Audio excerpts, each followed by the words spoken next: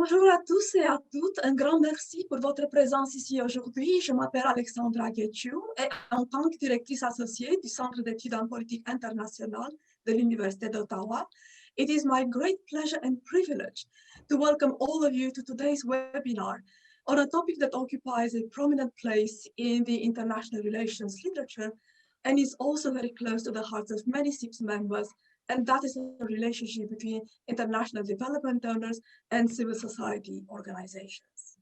The title of the talk, which is presented by CIPS and the Africa Study Group, is Transforming Civil Society, Democracy Promotion and Local NGOs in Zimbabwe.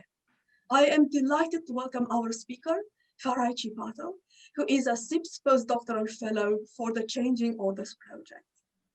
I am equally delighted to say that today's talk will be chaired by my colleague, Bruce Montador, who is an honorary senior fellow at our Graduate School of Public and International Affairs. He also serves as the chair of the Africa Study Group of the Canada International Council's National Capital Branch, and as director and treasurer of CODE, which is a Canadian NGO working on literacy and development.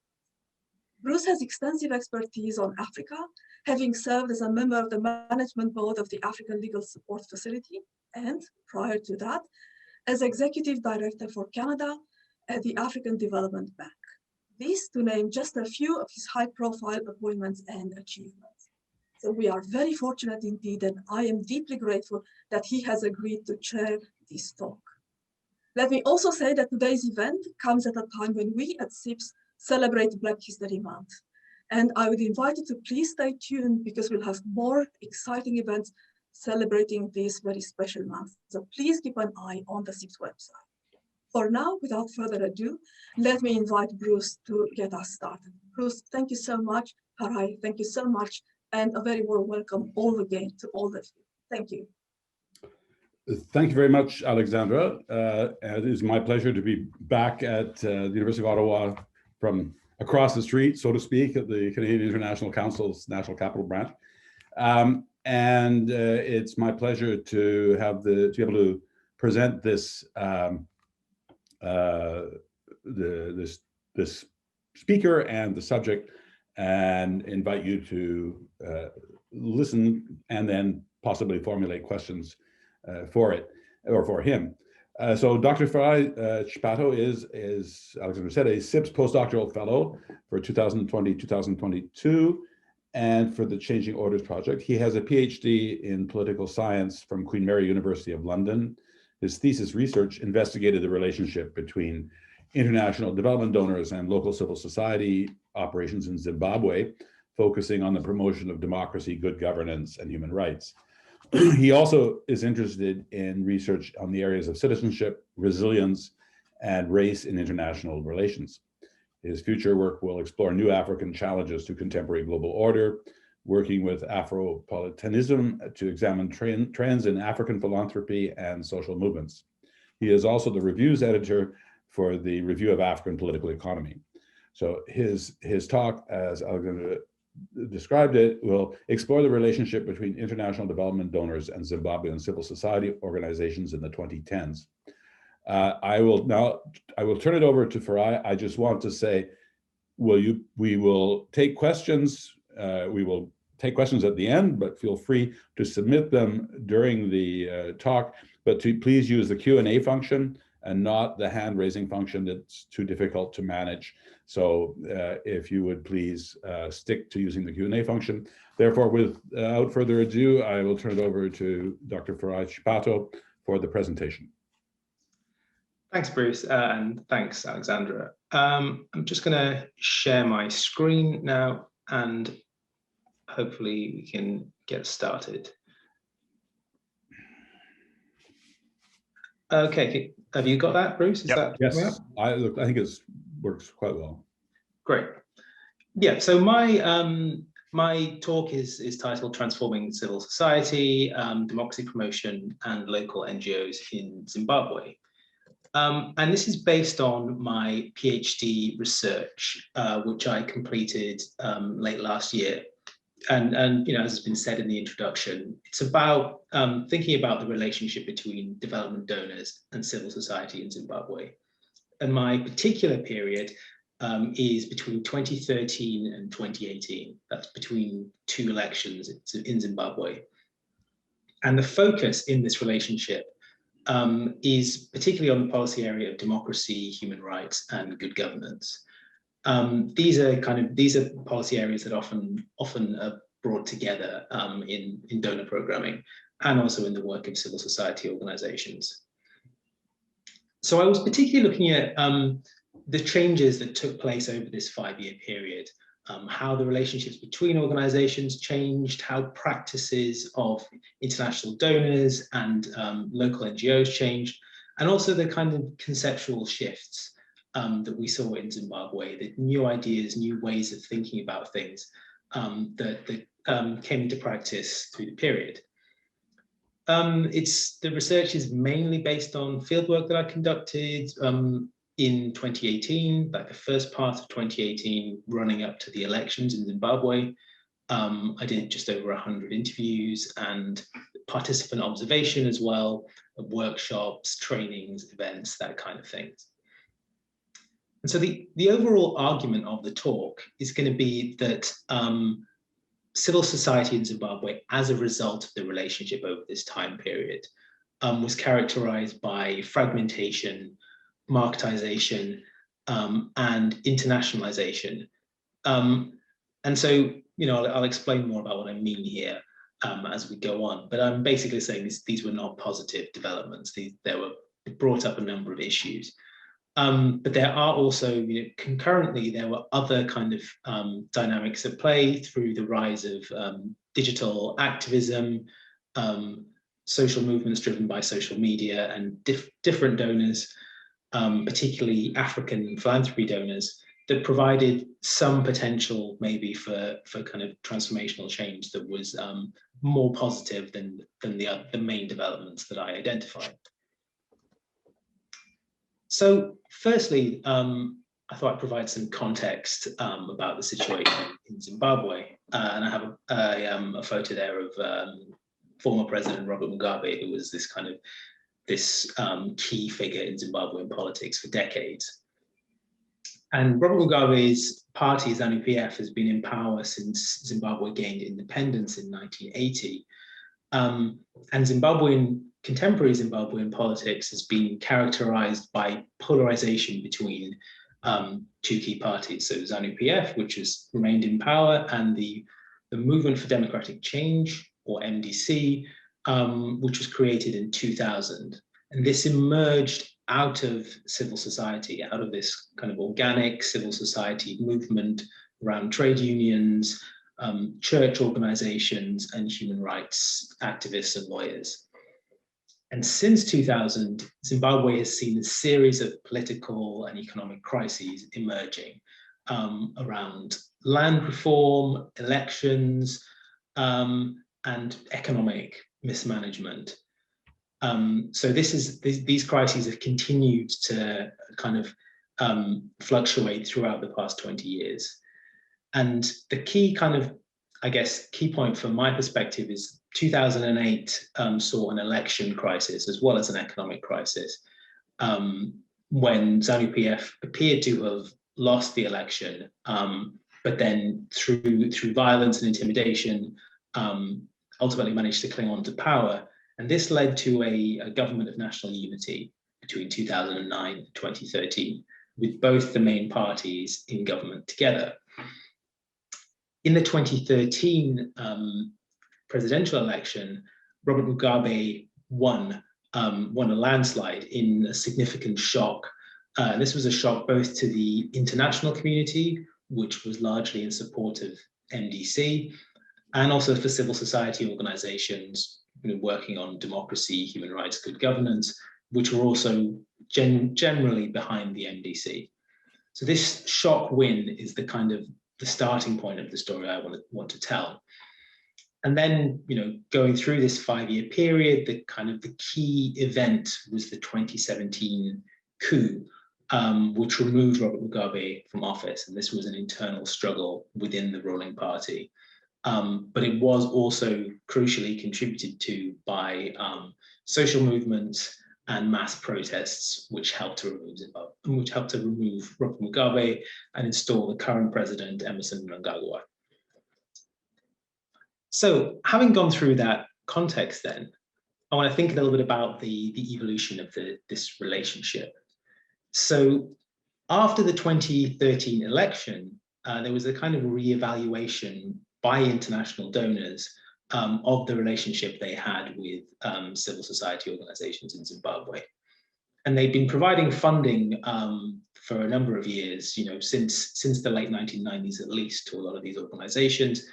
But they'd been relatively, free with what the funding was spent on. They were more just intent on supporting the general work of these organizations. However, after 2013, you see a significant drop in the amount of aid that's available to organizations in Zimbabwe. You can see there's a, I put on the screen there's a drop from overall aid from 828 million in 2013 to 654 million in 2016. Now, it's quite hard to get a fix on the number, the specific amount of money that was available across the board for civil society organizations, but where the information is available from individual organizations like USAID, there was an almost 50% drop between, I think, 2014 and 2017. So there's a significant drop in the amount of money that's available. So this then drives another dynamic, which is an increase in discipline of civil society organizations by international donors. And by this, I mean three kind of main areas.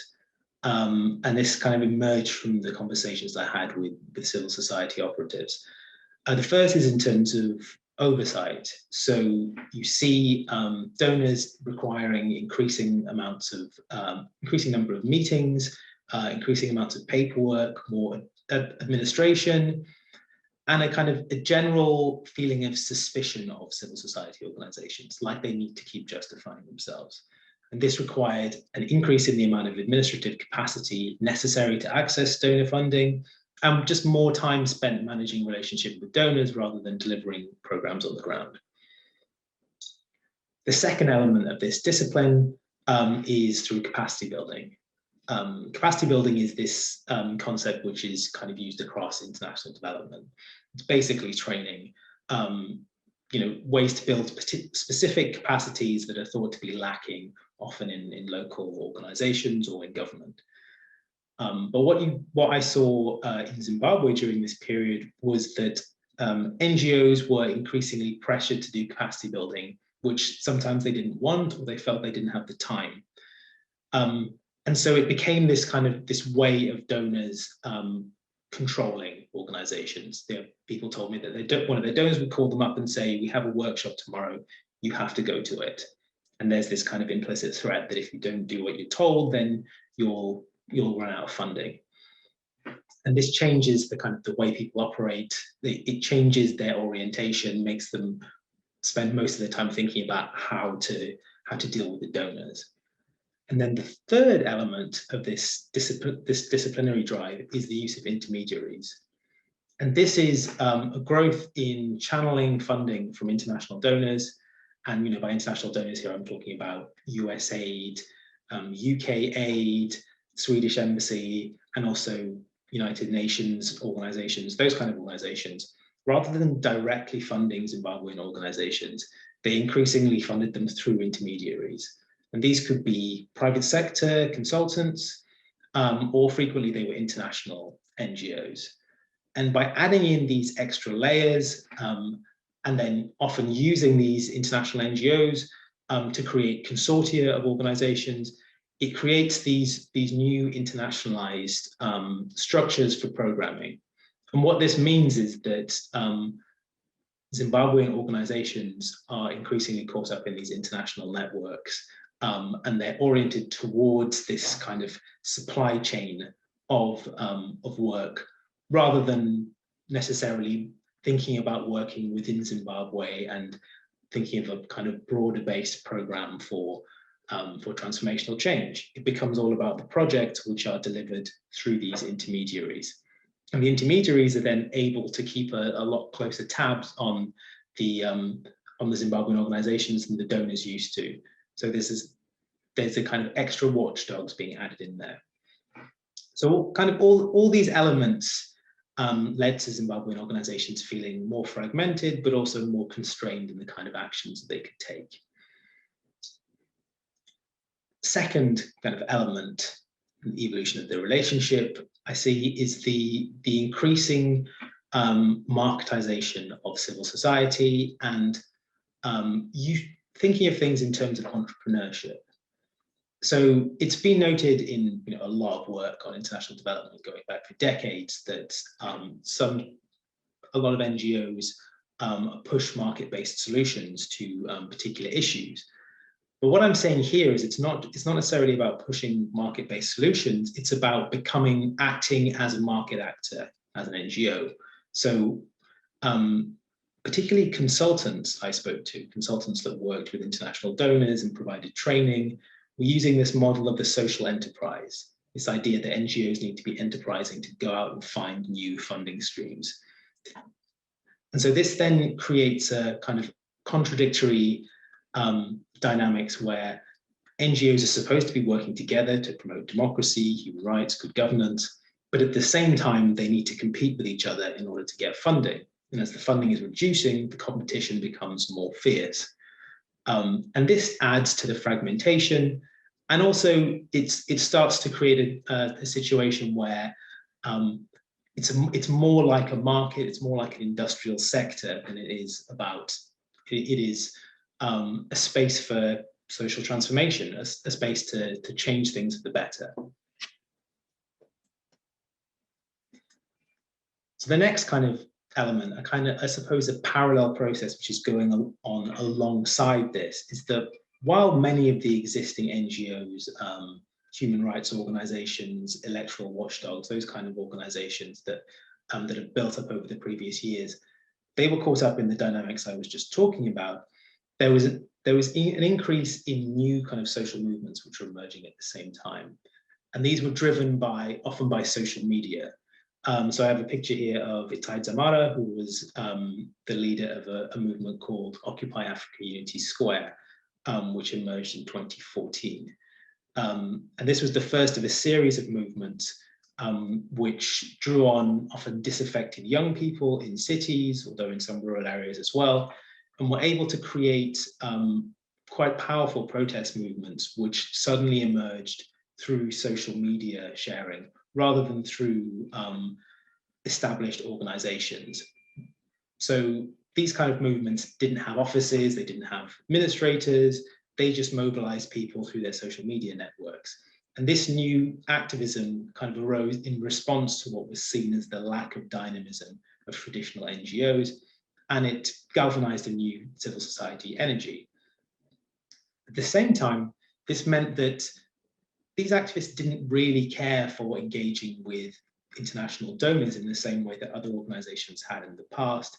They saw that as part of the problem, but they did engage more with smaller foundations, particularly the international ones like the Ford Foundation or Open Society, but also kind of new emerging African foundations.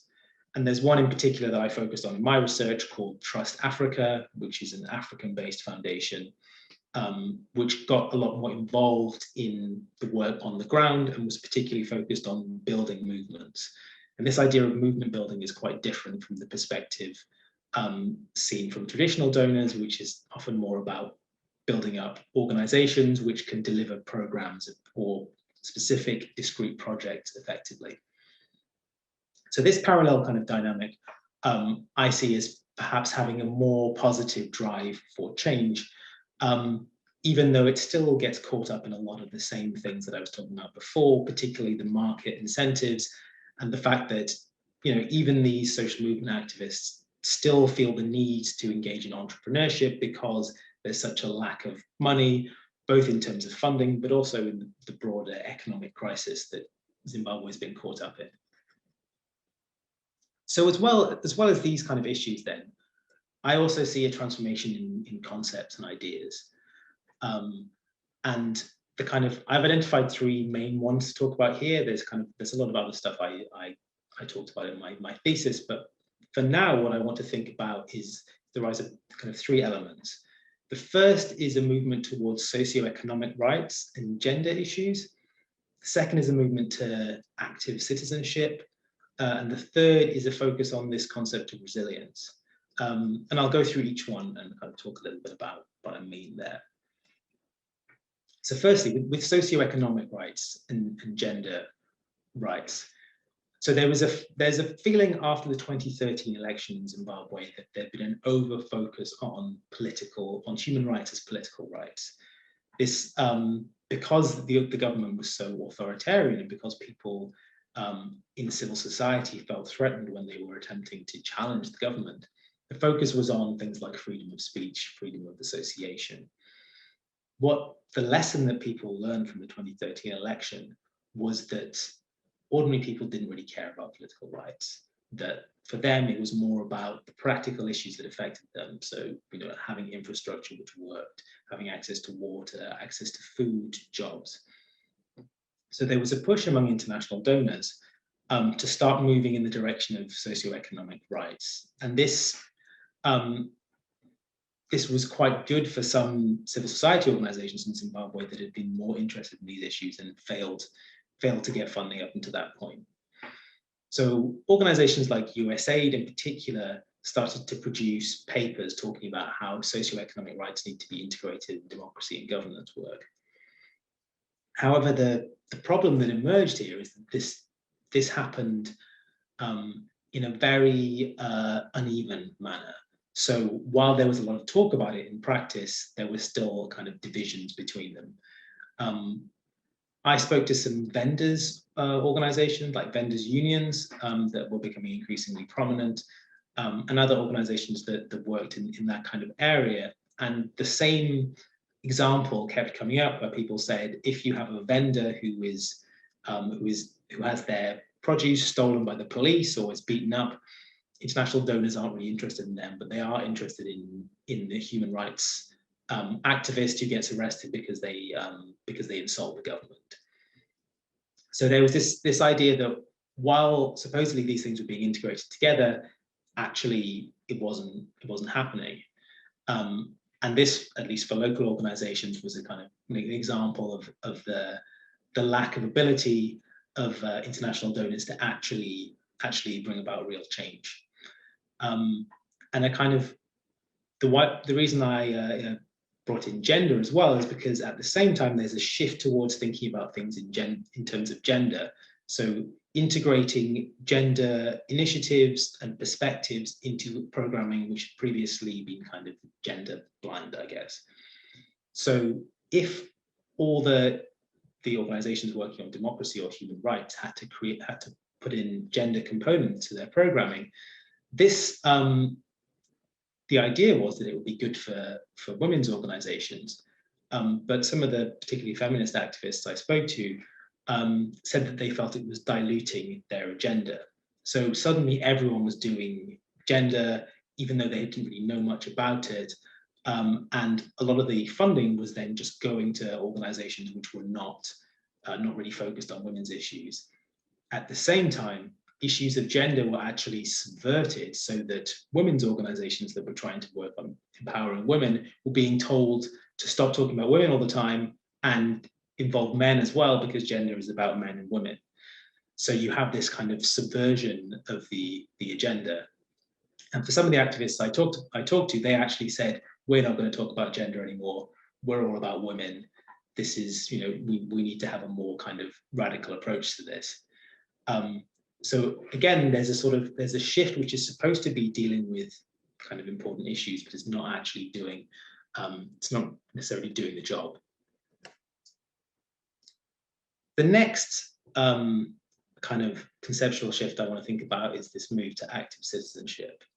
And active citizenship, again, is something that has become increasingly popular across international development work in the global south. And the key element here is a shift in democracy and governance work from focusing on institutions to focusing on individual citizens. Now in Zimbabwe, this was quite stark because prior to 2013, a lot of civil society work was focused on constitutional reform. this idea that if you put the constitutional framework in place, the government will start to work more effectively. In 2013, a new constitution was put in place, but the change didn't happen. And one way to start to address this, which international donors, you can see a shift in their strategy after this point, was to think about, okay, if the institutions are in place, now we need to change the citizens so that they work effectively to keep government in check. And the idea then is that the active citizen will not just vote during elections, but will continually engage with government, will continue to work with consultations, go to local council meetings as a means to make good governance happen. And while citizen participation is a good thing, right? It's good for citizens to participate in democracy. What these initiatives actually do is channel citizen energy towards engaging with official channels. And these official channels were not delivered in good faith. The government didn't actually want to listen to the citizens. But the idea that the active citizen is kind of respectful and responsible means that this is the kind of the key element of protest rather than more confrontational forms of protest. At the same time as well, in a lot of the conversations I had with people who were working in active citizenship, the idea was that the citizen is now the problem, that the responsibility for the collapse of governance, for economic issues, for the lack of democracy is the citizen rather than the government, and that if citizens were just more active, things would be better. And I feel like this actually is a kind of depoliticizing way of thinking about things, because it kind of dampens down criticism of failures of governance.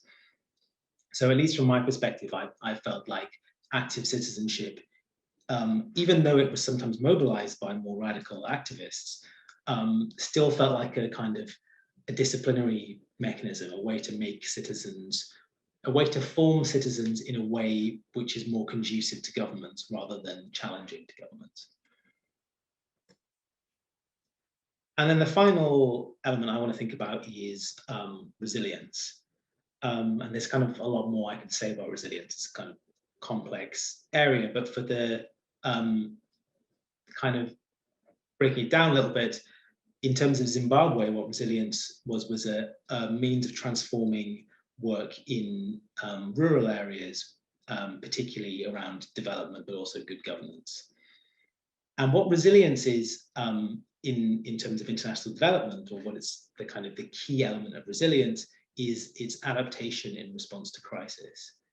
So the idea is that rural citizens in Zimbabwe are subject to a continual round of crises. You have economic crisis, you have political crisis, and you also have things like droughts and floods. And there had been a large humanitarian presence from international donors in rural Zimbabwe for a long time. And after 2013, resilience was kind of seized on as a way to kind of get out of this cycle of humanitarian aid. So the idea was, if you make communities more resilient to these crises, which they keep experiencing, you won't need to provide as much aid to them. What this kind of created was a series of resilience building programs which operated across rural Zimbabwe and created a really complex system of multi-level digital governance, where you had civil society organizations, international NGOs, private sector companies working with international donors that were working with government departments, and they were all integrated together, collecting a lot of information, often in kind of not necessarily real time, but rapidly collecting information, monitoring the way that rural communities were working. At the same time, they were also trying to get them to be more adaptive to crisis, to be more resilient, so that when bad things happened, they could deal with it themselves. So the monitoring was about trying to constantly understand, and perhaps intervene if absolutely necessary, but at the same time, trying to make sure that people didn't need as much help. And of course, the issue, at least for me there, is that NGOs that are working in rural Zimbabwe, they already had a lot of difficulty doing democracy work in general because rural areas are particularly controlled by the government.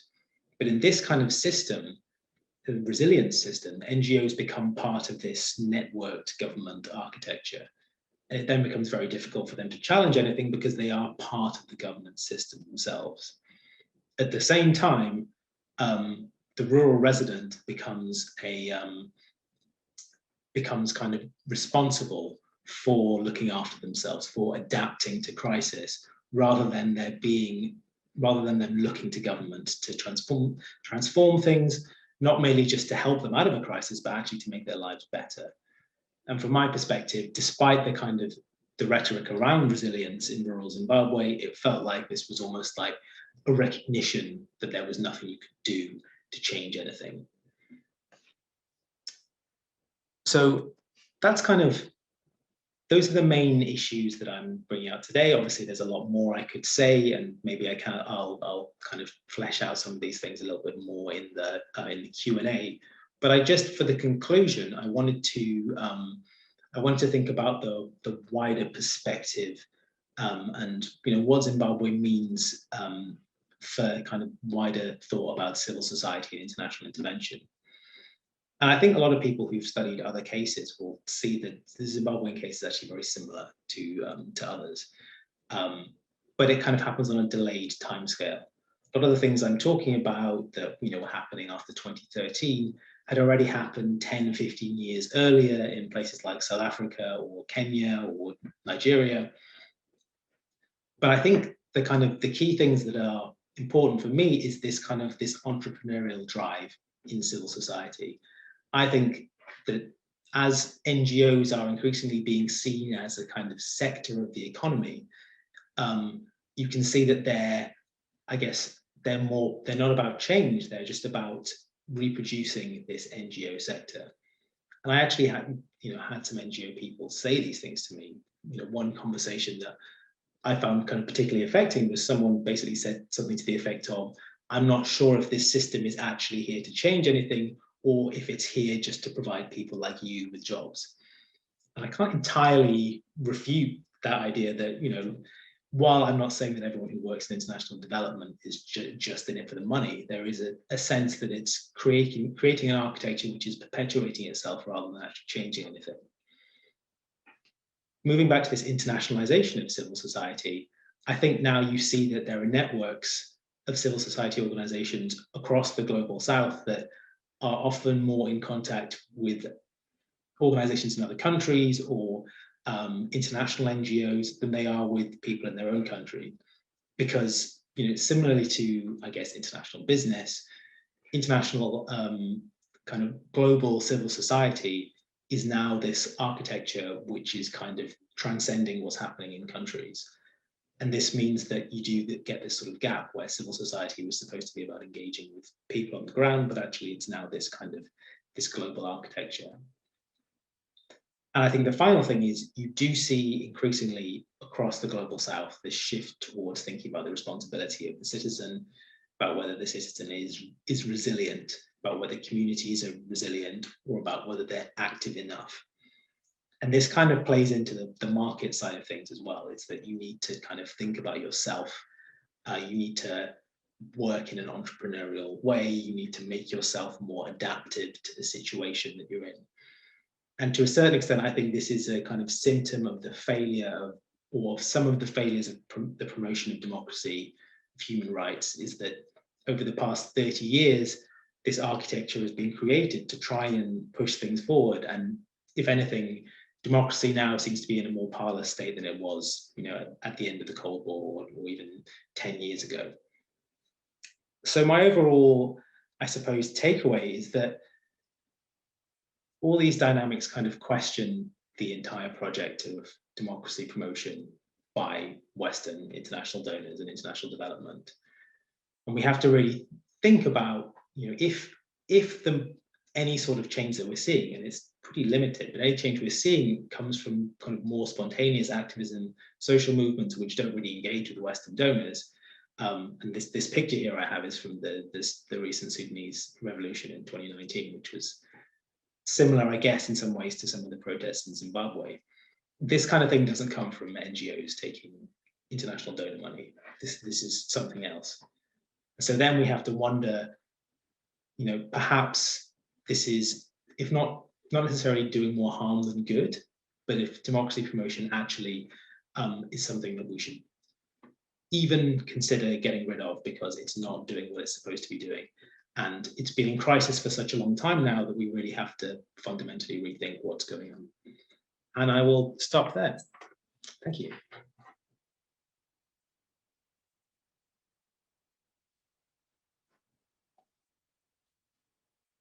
Oh, Bruce, I think you're... I'm unmuting. Thank you very much. We have some questions, and so I don't want to be... I have a couple of questions partly coming out of our earlier discussion, so I'll ask those, but then I'll let you talk to them, and I'll go through I've been through this. I think there's several questions coming in that will be of interest to many of our listeners. I just was thinking about my experience in Zimbabwe was brief, but it was also prior to your period. It was in the 2008-2011 period, which was when they had the coalition government, and the African Bank was reasonably engaged with the MDC side of the government. At least those are the ones that the Western executive directors at the bank were most comfortable with. When in this question about the shock of the starting point of your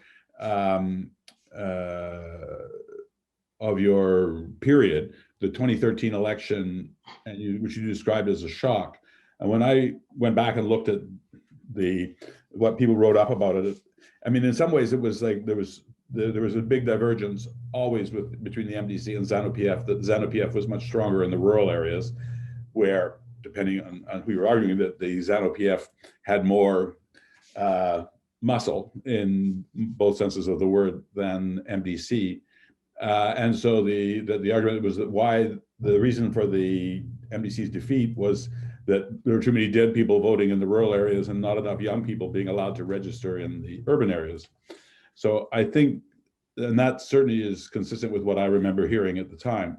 So I guess there's a certain question about people have sort of, was the shock for in terms of what people, how did that, did people are essentially giving up on the idea that they were going to have a sufficiently free election to change the results? And so what they looked at in terms of the way was, can we get better results for people by having the focus on the civil and economic rights, and on the idea of resilience in the rural areas? Are those areas that were more where people thought, as they developed this change of approach, that there was more scope for making progress in terms of the welfare of average Zimbabweans? More generally, though, in terms of how did these different approaches that you talk about, how did they evolve differently in the cities versus in the countryside? Was there a complete dichotomy, or was there a similar behavior? And you mentioned then in the question about social media, how free has social media been? How free was social media during the period when you were looking at? I mean, we've increasingly seen efforts at shutting down social media in critical periods like election periods and things, but this was the intra period. And so how free was the social media? In Tunisia during the Arab Spring, the government famously had banned Facebook, and the dictator's daughter was too fond of it, so they reinstated Facebook. And then that was the basis for the organization of the Arab Spring during the period. People used Facebook to reconnect. But this was, I mean, how free were people able to use the things like Facebook and Twitter and other social media during the 2013-2018 period? That was other countries had started to control the internet quite substantially by that time. So I'll give you those questions to start, and then I'll just try and formulate some of the ones and invite others to offer up their questions as well.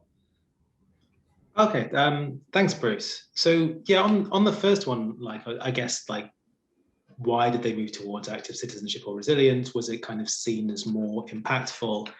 You know, I spoke to international donors about this. You know, like, why are you changing? Why did you change your strategies? And yes, it was a very kind of, it was a very clear move to think like, there isn't much we can do about this government.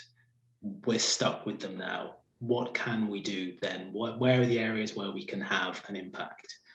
And yeah, so they sort of thought, okay, let's work with citizenship. Let's work at a local government level. A lot of these citizenship initiatives were working with to get people to engage with local government. And you know, some of the international donors and the NGO people said to me, this is a way of doing politics without doing politics. So you can be under the radar while trying to engage in political issues. And I understand the impulse, because it's a, you know, like, if you're not achieving anything at the higher levels, then you need to try and do something.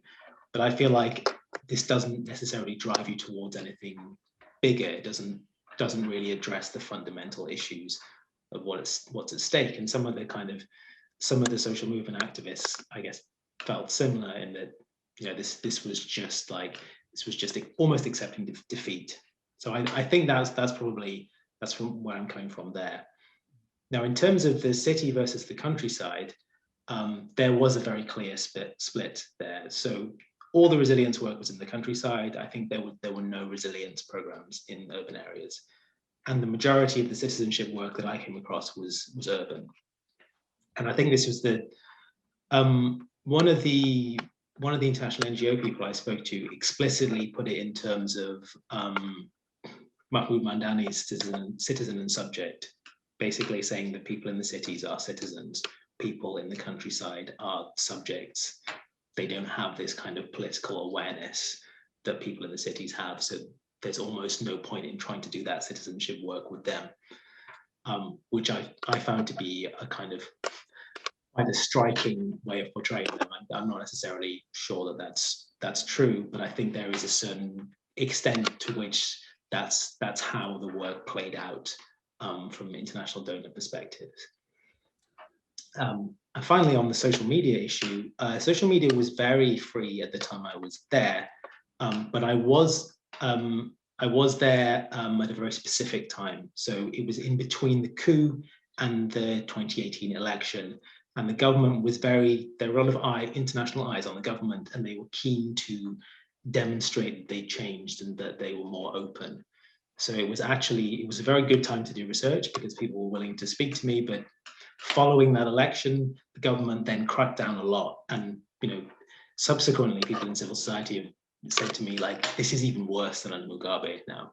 So it was, yeah, I think it was a very specific time, and things are not as good now as they were previously. Okay, I will come back. I have a couple of maybe sort of minor comment follow-ups, but let me start with the question. So the first question, and I'll just try and do them at the moment, they don't merge very easily. So Tando's, I mean, I work with an organization that works with men and boys for a gender just society.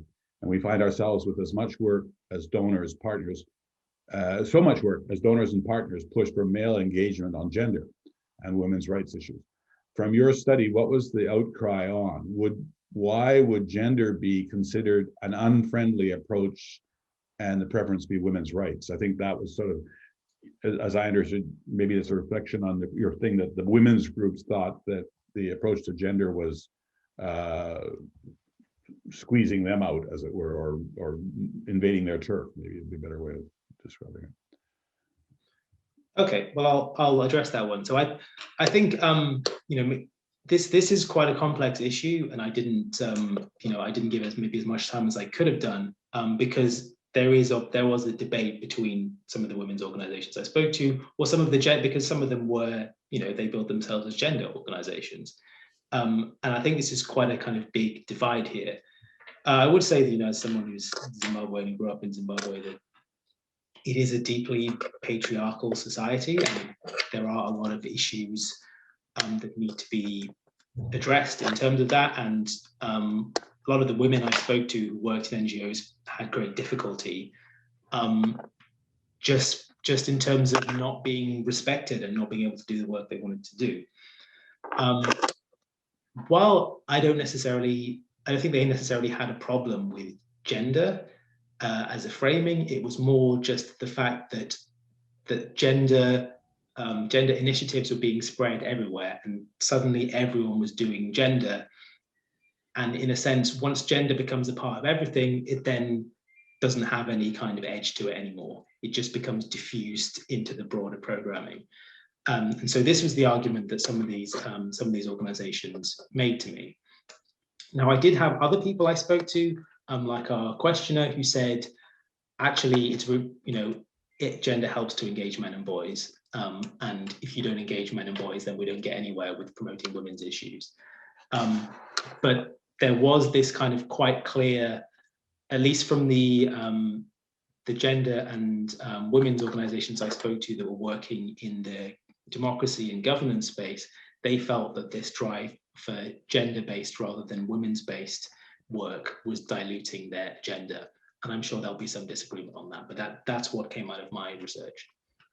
The difficulty of mainstreaming, meaning you become invisible if you don't bring a sufficient volume into the river yourself. Nobody will see you. The next question from Ignacy Torrent. Thanks for an engaging work. An aspect I struggled myself with in the recent past. Do you face any challenges in defining the ontological boundaries of what is an international donor and what is a local civil society? Did you ever find situations or cases of overlapping, tangling, or entwinement? And if you did, how did you address that? I'm thinking of, for example, informal corridors and exchanges that sometimes occur between these two actors. Thanks for that, my colleague Ignacy. It's a very good question. And it is something that I did kind of engage with more in the thesis, because it is to a certain extent an artificial boundary between the two. I guess in some places it's quite clear. If you have a small community group, clearly that's not an international organization. But then when you get to the larger NGOs, often they're kind of more internationalized. And particularly in Zimbabwe, a lot of the international donors, so like the British Embassy or the US Embassy, they're staffed with Zimbabweans who used to work in civil society organizations. So, I go into a room with the donors and the NGOs, and they're all Zimbabweans. So to a certain extent, yes, they are entangled. And I do have a bit, particularly when I'm talking about social movements, and that's the African Philanthropy organization, Trust Africa, where the staff from that would go on protests, and they would say, we are activist donors. And, at that point, the line is really blurred, because, what are they actually doing there?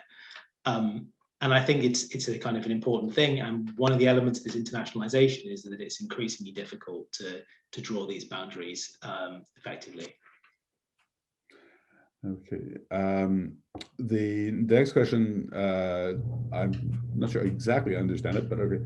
Arguably, the high point of popular struggle in the 1990s in Africa was Zimbabwe's working class-led movement against ZANU, which saw the formation of the MDC. With the decimation of formal employment in the country, what prospects are there for a resurgence of struggle led by ZCTU, which is, I assume, the union movement, which can push back against Western donors and NGOs? But I would have thought the pushing back needed to be against the government myself, but that's just my editorial comment. I mean, I guess the question is, what is the basis for, what are the possibilities of some form of organized opposition or popular pressure? That's from Leo. Thanks for that question, Leo. ZCTU is the trade union movement. Yeah. And this is I spoke to trade unionists, and one of the key issues for them was that the trade unions used to be a major part of the opposition movement. So Morgan Tsvangirai, who was the founding leader of the MDC, was a trade unionist. He was, the head of ZCTU. The problem is that due to the economic crisis in Zimbabwe over the past 20 years, formal employment has been reduced drastically to the point where you have, from some estimates, it's like over 90% of people in the informal sector. And so the unions no longer have the power that they once had. They don't have the members or the resources to draw on. And so how do you have a labor movement when there is no labor? Is a really difficult question. And this is something that they grappled with when I spoke to them, and other people in civil society did as well. Some of the academics I spoke to who looked at labor issues suggested that maybe the vendors' unions might be a new kind of basis for a new kind of movement. Others suggested that residents' associations might be, because they're also quite strong in urban areas. And I think the argument is that rather than having these formalized NGOs, the more effective way to represent the people is to work with organizations that are grounded in communities that have some form of link to the way people actually live. So with a trade union, it's based on people who work, or with a residents' association, people live in a certain area. And I think this is the real difficulty. And at least currently, as I see it, there still isn't that potential there, because the trade unions are really weak, and there hasn't. The problem with informal unions is that they just there are no workplaces. Vendors are just spread across the place, and it's a very different proposition to having a more traditional trade union. Okay, Stephen Browns welcomes you to Ottawa and asks you why donors shifted their focus and increased their discipline, and what variations did you see across donor countries and agencies? Okay, so after 2013, after the election, there was this feeling that civil society organizations had wasted a lot of their money. There were also some quite high-profile scandals where particular directors of civil society organizations were either accused of basically embezzling money or just wasting a lot of money. And some donors conducted investigations. And this was coupled with the fact that they expected NBC to win, and actually the government won a landslide. So I think they felt like there was something going wrong with these civil society organizations who were supposedly getting people out to vote. So that was a kind of, I guess that was the impetus behind this change. I guess, I think those are the main points. Then in terms of variations across donor countries and agencies, there is definitely a variation. So Scandinavian countries are generally seen to be easier to work with, better at engaging local organizations. People often say working with Sweden or Norway was much better. Conversely, and this was one of the issues that people had, was that both Denmark and Norway withdrew their embassies from Zimbabwe during this period, which meant there was less funding available and some of their favorite funders were no longer there. Conversely, people often found US aid to be quite difficult. One person told me that deciding to work with US aid was the worst decision they'd ever made. That's not necessarily the same across the board, but there was definitely a kind of feeling that with US aid, they had a certain way that they wanted it, and they would tell you how it was going to be. And indeed, in some of my conversations with US aid people, they were very clear, like, we have our agenda that needs to be catered to. And then you have kind of differences in between.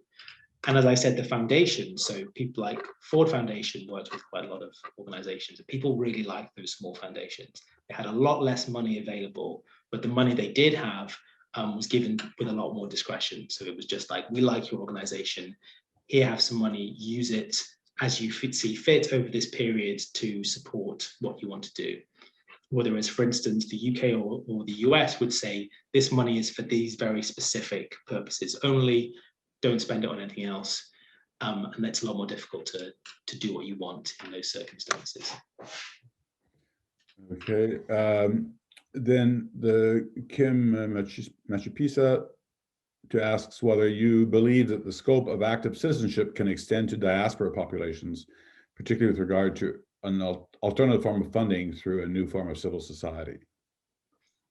That's an interesting one, because people often try to engage the diaspora, and particularly because there's a really large Zimbabwean diaspora. You know, over the past 20 years, a lot of people have left the country, particularly like a lot of both educated middle-class people have kind of gone to make their fortune in South Africa or in the US or in the UK, but also a lot of people across the border into South Africa just to find informal work. And there has been a kind of drive in some places to try and get diaspora funding.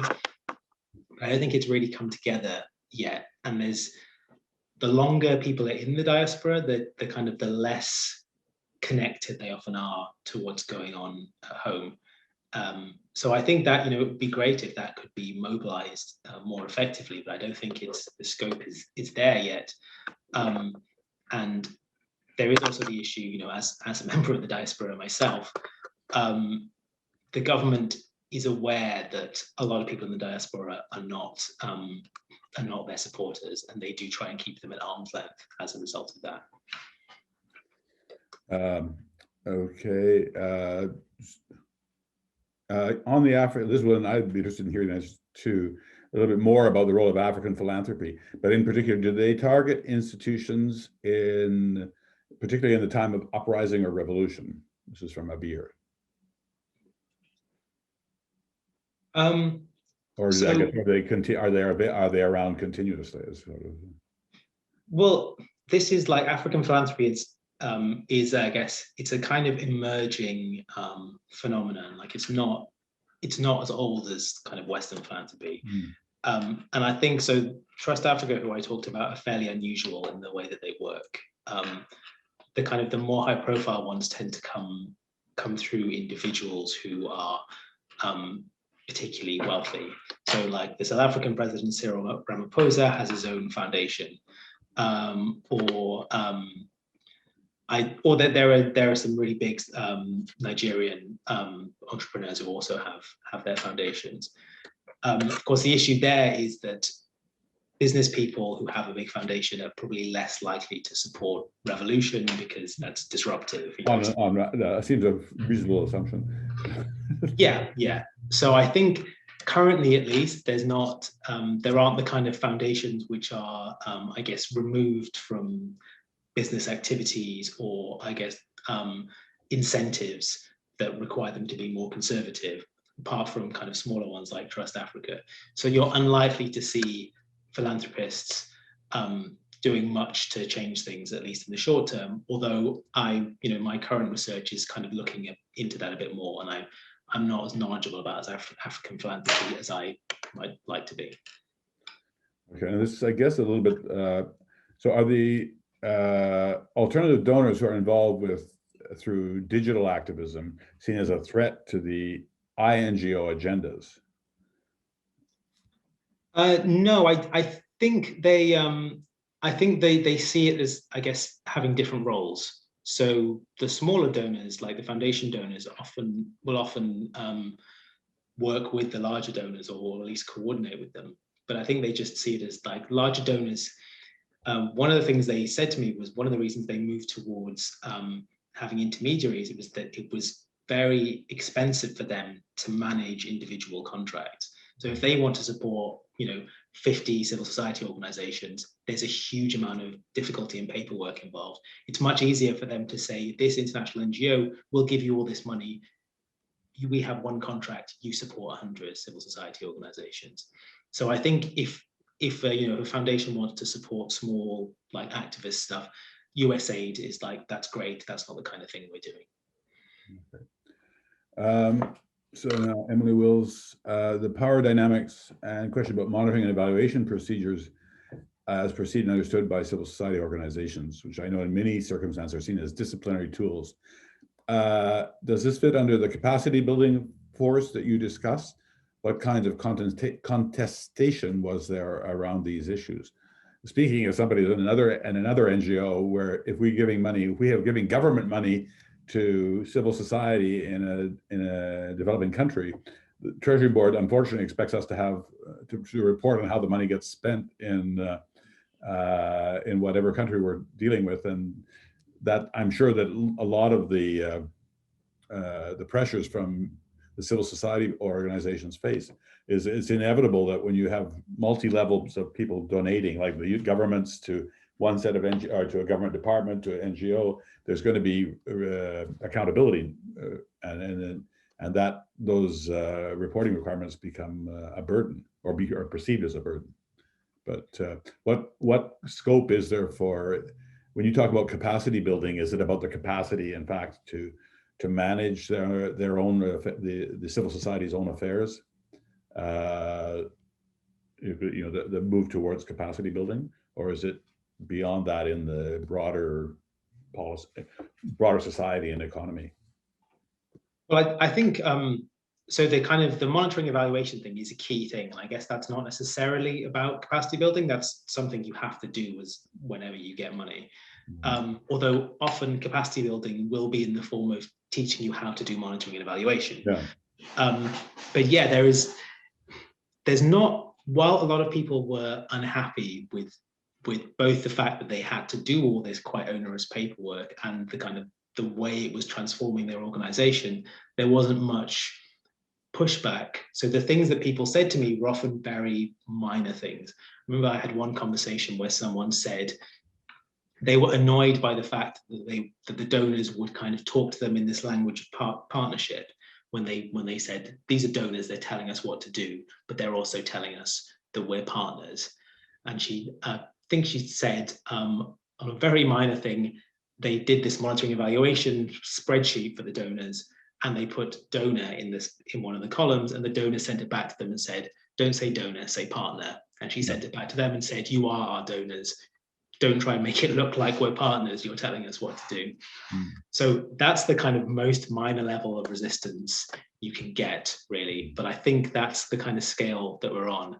And one of the challenges for me was that these people who are often incredibly courageous, who will stand up to the government in the face of threats of torture and murder, if you try and get them to go on the record criticizing US aid, there's no way they'll do it, because that's the lifeline.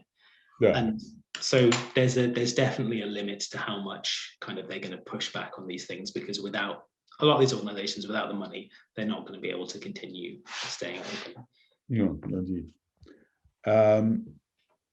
I'm following widespread social movements. I'm curious to know whether there are any cases where NGOs, or perhaps more importantly, their international donors, recognize this and adapted or repositioned themselves in this new context. It's a very broad question. I'm not sure what you.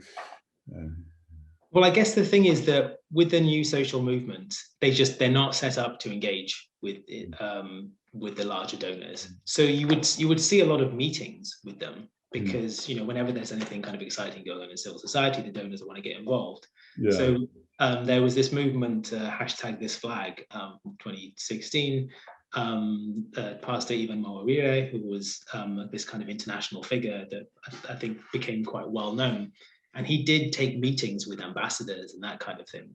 But his organization wasn't an organization in the kind of classic sense. So it was more just him telling them what he was trying to do. Beyond that, there's a sense among some of the activists I spoke to that if you get to the stage where you're getting money from the UK or the US, then your movement has been subverted and you're no longer doing the thing that you should be doing. Okay, we have 3 questions from Jörg Vigratz. The first one is, if I understand correctly, where do NGOs, where do ideas about NGOs and democracy promotion come from that major donors use as a starting point, knowing where the trends are? Is there any particular universities, thinkers, research programs based in particular countries where active citizenship, gender resilience, and things like these ideas are essentially have grown up from? Is there a source for those? And then maybe I'll give you the 3 questions so that you can, and because I haven't read the other 2 yet. And the other issue, maybe explain a bit more this issue about entrepreneurial NGOs and civil society as an industry. What is the difference compared to 10 years ago, and what triggered this, other than what you said already? What were extreme examples of this trend and implications for politics of civil society and neoliberalism? And then finally, how would Western imperialism manifest in your case? I guess from the point of view of as an economist, the fact that the informal sector, as you mentioned, I think at one point, is actually a significant chunk of the economy, including like NGOs and things. So it's clear that that exists, and it's existed for quite a while. But I'm not sure. The question is, to what extent does it operate as a separate organization with its own motivation, as opposed to whatever the doing good that's supposed to be, that is officially the objectives. So the in terms of where these ideas come from, so the thing with particularly with gender mainstreaming is such a kind of widespread, massive idea now that I'm not actually sure if there's a kind of an origin point that you can fix on, because it's in everything at the moment.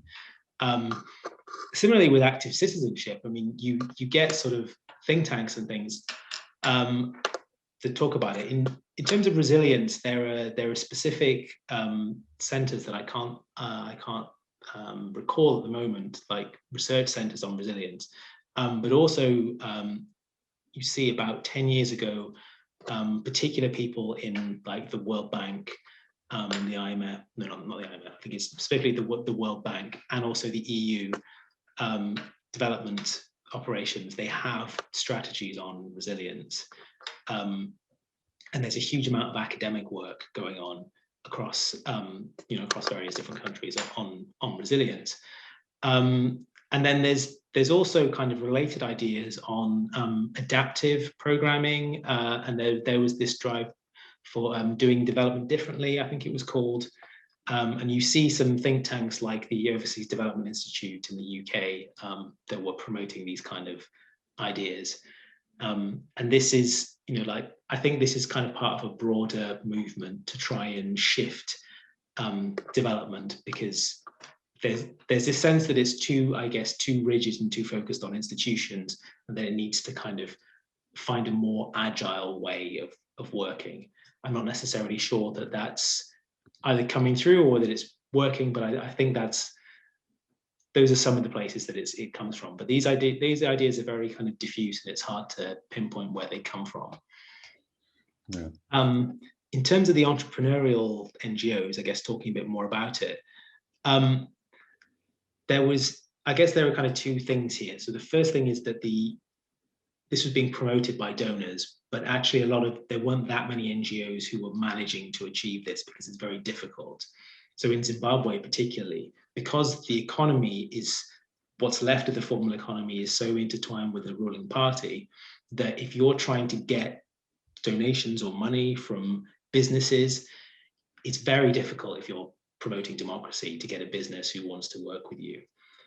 Those that were managing to do it would do things like they might get some sponsorship for something, or they might have a different side of the business that does something very different, and they have a kind of brand barrier. So they have a different brand that does business stuff that brings in money. That's the kind of the way it could work. And some of the activists, I noted that there's an organization called Magamba Network that is involved in a lot of the social movement activism, but they also do things like they have music festivals. They produce TV content under different brands, and this allows them to bring in different revenue funds. So they have this like private sector money that comes in, and they also have the donor money that comes in as well. So that's one way to do it, but that stuff was still more kind of exceptional. But those are the organizations that are thriving at the moment, which suggests that perhaps more will go down that road in the future. Okay. Sorry, there we go. Okay. Zenzo Moyo, how deep is mission creep in the local organizations you studied as they try to chase and follow the money and not money following programs? And how deep do you think this compromises the role and value proposition of civil society in Zimbabwe? Well, a lot of people working in civil society said they were concerned with this. And of course, they complain about people. You never actually meet the people they're complaining about, but they do say that there are people that you come across that whatever the new thing the donors want to do is, they're now an expert in that. And this was again with that issue of gender, right? A lot of people, a lot of the kind of the women's organizations were saying like, oh, suddenly this organization does gender work. We'd never heard of them doing gender before. So I think there is an increasing incentive to chase the money. And yeah, this does mean that you're driven, the programming becomes driven by the different donor agendas rather than kind of from the needs on the ground or from just what the agenda of the organization is itself.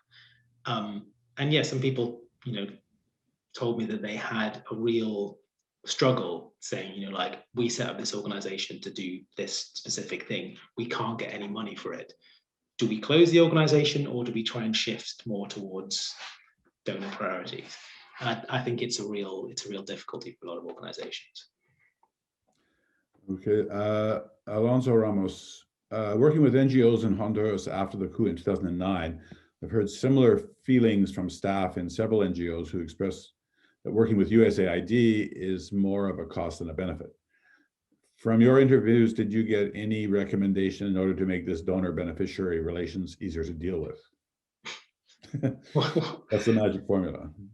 Well, I mean, people told me just don't work with the US, but that's perhaps a flippant answer. I guess that there isn't really much you can do. I mean, this is the trade-off that people said, was that you have to, I guess, decide to what extent you need the money, or you can hold out for someone else who's easier to work with. I don't think there's any, this is part of the issue, is that the power dynamic is so skewed towards the donor that it's very difficult to do anything if they want to act in a way which is unreasonable. And this is the main kind of thing people told me, was that they prefer to work with foundations or with Scandinavian donors because generally they will be more receptive to your ideas. Okay, and then I guess, well, this is actually a sort of it's a good, as a last question, it's unless somebody else wants to come along. How do you foresee the future of NGOs in Zimbabwe and in Africa at large, and their roles in promoting the rule of law and democracy? From Tariq Abu Salih. Yeah, I mean, it's a really good question and a very difficult question. To be honest, I'm not particularly hopeful at the moment. I think even before, well, when I finished doing this research, even then I felt like there wasn't necessarily that much opportunity for change. Now with COVID-19, there's an additional layer of issues to deal with, particularly because a lot of more authoritarian governments have used it as a convenient excuse to lock things down. So whenever you have a problem with your opposition, you go, oh, we've got an issue with COVID, there's a curfew, if you're outside, we're going to arrest you. And you saw this happen recently in the Ugandan election, where the kind of main opposition candidate, Bobi Wine, was just, every time they tried to hold an event, it was just shut down because of COVID. So I think now NGOs are probably going to be a lot more focused on that kind of the more humanitarian development side of things, and particularly health. And there'll be a lot more money available for that as well, because this is the key issue of our time. So I'm not necessarily sure what scope there'll be for change, bearing in mind these massive challenges we have on top of the huge challenges that already existed previously. Indeed. Looks like the last of the questions I had a quick question about that didn't come up, and but I remember it was being quite central in terms of discussions now getting close to a decade ago, which was the issue about corruption and the exploitation of the diamond. There was a very rich diamond deposit in Zimbabwe that I think either the police or the army had more or less taken control of. And that was one of the things that came up regularly in discussions around Zimbabwe. But did they finish exploiting it, or has the whole issue gone away? And then a more general question, which I think when you talk about resilience, it strikes me that in rural areas, there's a big overlap with the whole issue of adaptive. I mean, like in terms of climate change, where a lot of programming has tended to be about prevention and very little about adaptation, and yet it's in fact the poorest people who are going to have to support the changes that are going to happen come what may, and we're not paying enough attention to that which is essentially like a question of resilience, in a sense of being able to make sure that they can at least do the first 1.5 degrees or 2 degrees if we ever manage to stop the warming at that level. Yeah, and in terms of the diamond stuff, I mean, there were some NGOs that specifically look, I guess, at issues of governance and the environment, because that's the issue. There is that there's this natural resource which should really be benefiting the entire country, and in fact, the money is just being siphoned off the government. That's continuing. There was a kind of a process where, when the diamonds were initially discovered, you had a massive kind of increase in informal miners, which you see in a lot of similar places, where people just turned up to try and make some money because it was obviously a great opportunity. Yeah. They were then cleared out, often quite violently, by security services. And there were international deals made, I believe, with some Chinese companies and some other companies. But from what I understand, that is still making money for important people in the government, but no, not for the government. Yeah, nothing has really been done about that. It's very difficult when the government is still in place. In terms of resilience and climate change, in Zimbabwe, a lot of the resilience programming does include stuff on climate change. This is like, if you're thinking in terms of threats and crisis, in rural areas, climate change is a really big one. Like Zimbabwe was already prone to quite serious droughts and flooding in some areas. And that is only being exacerbated by the effects of climate change. So, for instance, one of the things they will do is attempt to get farmers to change the crops they're growing to more resilient crops. So maize is the most popular staple food in Zimbabwe, but it's actually quite a temperamental thing to grow, particularly in dry climates. So instead they say, why don't you grow sorghum instead, which will provide you with similar foodstuffs. It's not as good, but at least you'll be able to grow it. And this is one of the issues that they were trying to deal with, often quite unsuccessfully, because Zimbabweans are quite stubborn. They eat what they want to eat, and you won't be told. Well, actually, it's interesting because the a new last question came in, which is, to what extent is resilience a donor concept, or are there other ways of looking at the issue? And I mean, that sort of fits a little bit in what you've just been talking about from the climate change and adaptation point of view. When I was in Zimbabwe, they were planting maize sort of on all the edges of the roads and everything, because they were trying to deal with the overall shortage of production. But I can't remember whether it needs a lot of water or not much, but I know it was supposedly very temperamental to grow. So that's consistent with what you're saying there. Yeah, I mean, there's a lot of debate in the academic literature on resilience about whether it can be salvaged as a concept, or whether it's just inevitably going to be kind of regressive and just mean leaving people to fend for themselves. Obviously, it's quite a broad concept. So as you say, like, people in Zimbabwe are resilient already, right? They've had to deal with an incredible amount of difficulty, and they have adapted continuously. And there's a sense in which it's quite strange to say, how can we make them more resilient when these people have been weathering this crisis, which would have destroyed a lot of people in the West. So I suppose it is possible through that kind of, by thinking about it in that way, but I'm not necessarily sure, as a mode of thinking about governance and democracy and politics, whether it provides a kind of a useful avenue forward, just to think about making people more resilient, because the implication is you make people more resilient, but their lives are not necessarily better. They're just able to. Just gives them an excuse not to worry about you. Yeah. I mean, that's not a great advertisement for resilience. Yeah, I mean, something to take. If we're resilient to COVID, so they don't have to worry about vaccinating us. You know, so it's not. It doesn't really make. I mean, it's a good quality, but whether it's what you actually target is another question. Well, I mean, we got a new question coming in. Okay, so well, just asking you for the talk. Thank you for the talk. Okay, Jean-Marc Mangin. From my 2019 mission to Zimbabwe, I was really impressed by the courage of many civil society organizations in the midst of a violent and corrupt regime that has shrunken the formal economy, as you said, and public space. They badly needed financial and political support to operate. Yes, the relationship should be more needs-based and truly partnership-based, but civil society needs more support, not less, including in active citizenship engagement and resilience. So, I mean, I guess Jean-Marc's comment based on experiences, you know, that doesn't, I don't know if that doesn't really add a question, I don't think, to your.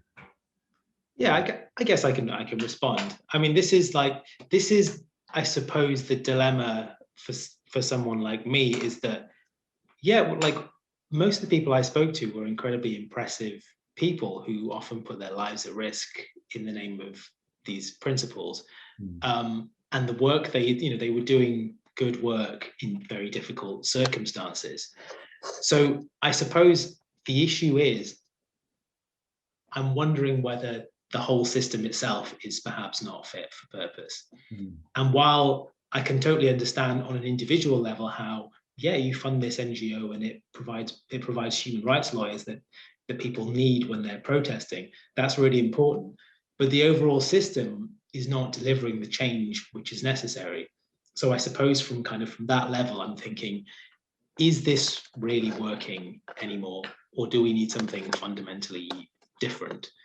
And it's a difficult kind of choice to make, but that's particularly some of the activists I spoke to were frustrated with this idea that we've been doing the same things for decades now and it hasn't really changed anything. And I definitely see the validity of those arguments.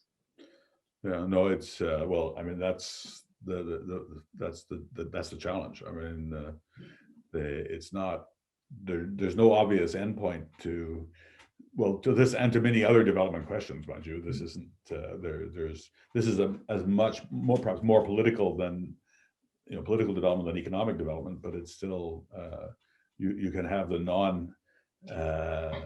lack of progress it can happen in both. And so we have we're at 3:24, so we got one more question. Based on your most recent assessments, this is Kim Machpisa again, my apologies for pronunciation. On your most recent assessments of the environment, how high or low are the boundaries of entry into civil society as a startup NGO?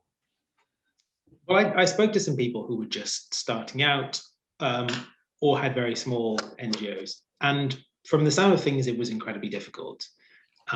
This is one of the interesting elements, was that because the formal economy is so small in Zimbabwe, there are lots of people who, as I say, are going creating NGOs like kind of in an entrepreneurial way. Like there's no, where am I going to get a job? I guess I'll start an NGO. And there are people who just see a need and they start an NGO. But from the sound of things, it's very challenging, particularly because the administrative requirements for getting funding are increasingly high. And if you're not, if you don't work in that world already, it can be very difficult to fill out applications. I saw some of the application documentation, and it's incredibly technical and requires a level of knowledge which is often extremely high. I spoke to some NGO people who said, we'll begin preparing for an application months before the call has even been put out for the applications. Like that's the level of preparation they're putting into it. So, people will continue to create their own NGOs, but I think it's increasingly difficult to do so and to get the requisite level of funding to keep it going. In that context, does the government, which is, as you describe it, not a particularly attractive government, but a lot of you hear a lot from other places, from China, where the whole whole notion of NGO or the need to register as an NGO or to register as an agent of some foreign organization is a big barrier. Does that sort of thing exist in Zimbabwe as well, or are the troubles that you're describing more the ones that the external donors are putting onto or need to put on in terms of their partnerships with civil society in Zimbabwe? I think there is a need to register. There are different ways, different kind of types of NGO that you can register as. I don't necessarily think it's particularly challenging. Zimbabwe is kind of different from many other African countries in that it still does not receive direct funding from most of the major donors because it's been internationally ostracized. And so in other African countries, if you want to get funding, you need to work with the government, or in some cases, the funding actually comes through the government. So there's a lot more incentive there. I think in Zimbabwe, it's much more about how well are you engaged with the kind of the large NGOs and the international donors in that space, rather than how well do you get on with the government, because a lot of the big NGOs really don't get on with the government, but they still manage to stay open. Okay, we have another, but it's just a comment. Claire Smedley, really interesting talk about this research. Many thanks. These kind of donor conditionalities can be incredibly demanding, and the responses of those interviewed captures that. Oh, thanks for that, Claire.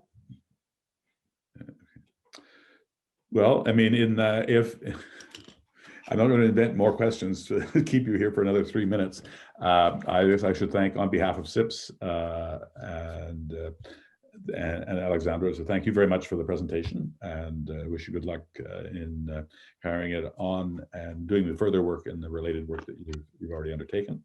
And Alexandra, do you want to come back in and officially say good night or good afternoon? It is indeed my sad duty to bring this to an end. It has been fascinating, and I am sorry we have run out of time, but thank you so much, Farai.